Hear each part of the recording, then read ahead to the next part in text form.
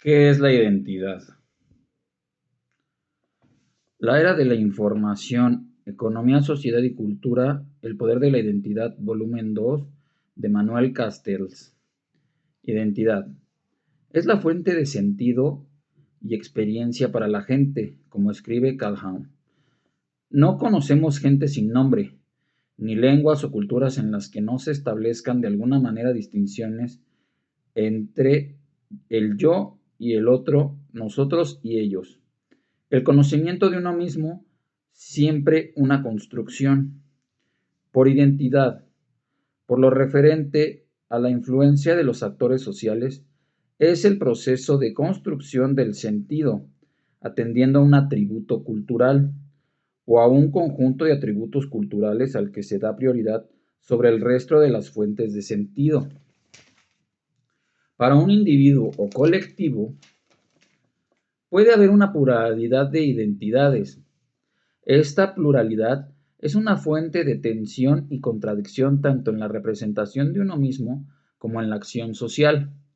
La identidad debe distinguirse de los roles y conjunto de roles, por ejemplo, ser trabajadora, madre, vecina, militante socialista, sindicalista, jugadora de baloncesto, feligresa y fumadora al mismo tiempo. Los roles se definen por normas estructurales, por las instituciones y organizaciones de la sociedad. Su peso relativo para influir en la conducta de la gente depende de las negociaciones y acuerdos entre los individuos y esas instituciones y organizaciones. Las identidades son fuentes de sentido para los propios actores y por ellos mismos son construidos mediante un proceso de individualización. Las identidades pueden originarse en las instituciones dominantes. Solo se convierten en tales si los actores sociales las interiorizan y construyen su sentido en torno a la interiorización. Las identidades son fuentes de sentido más fuertes que los roles, debido al proceso de autodefinición e individualización que suponen. Las identidades son fuentes que organizan el sentido, mientras que los roles las funciones. El sentido es la identificación simbólica que realiza un actor social del objetivo de su acción. La identificación simbólica es la construcción a través de símbolos y significados culturales. Son utilizados para representar y comunicar la pertenencia a un grupo social. Para la sociedad red, el sentido se organiza en una identidad primaria o una identidad que enmarca al resto, que se sostiene por sí misma a lo largo del tiempo y espacio. La identidad primaria se refiere a los rasgos y características fundamentales que definen a una persona desde el nacimiento y son relativamente inmutables, como la raza, el género, el origen étnico y el lugar de nacimiento.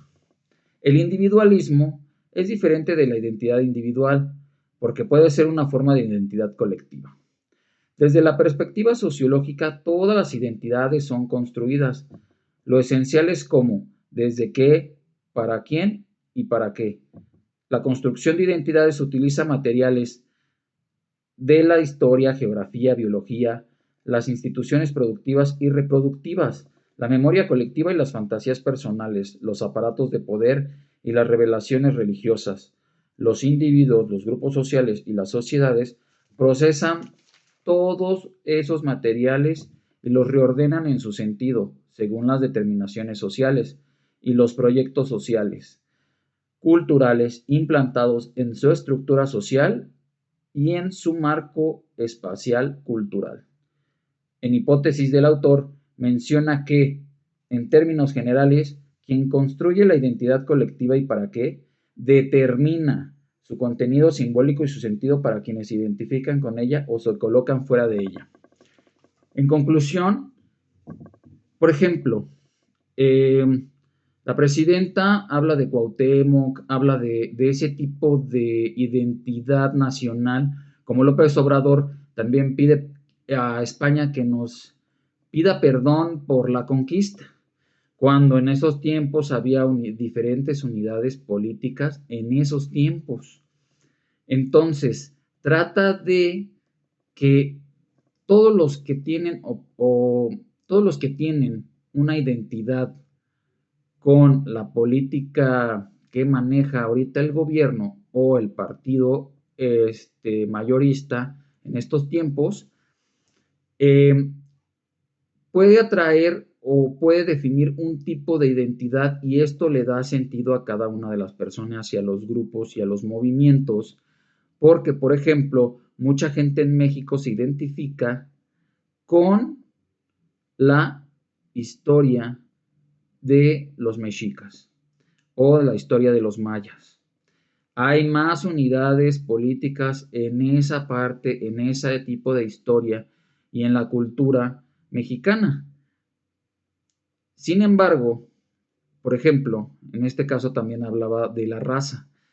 Sí, todo lo que es prehispánico, los mexicas, toltecas, aztecas, esa parte de la historia de México, pues da una identidad a cierto tipo de personas, personas que están inclinadas a esta política.